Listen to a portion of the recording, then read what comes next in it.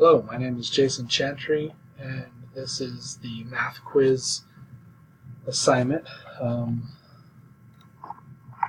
Start here. So, a simple application where we're going to add basically follow the tutorial, but it's going to generate random numbers when we start the quiz.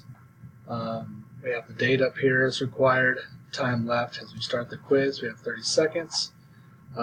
We can tab through, and it will play a sound if we get it right. So if I type in 71, I don't know if you can hear that, but it does play a sound. So if we just let it sit, after 5 seconds it will turn red to indicate that we're almost out of time. And it says you didn't finish in time. It gives us all the answers.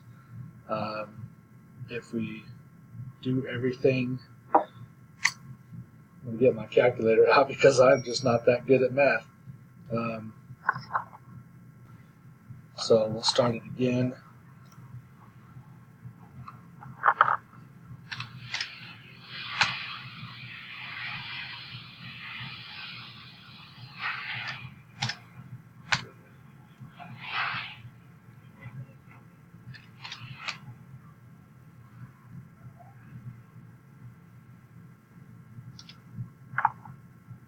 So we got all the answers right.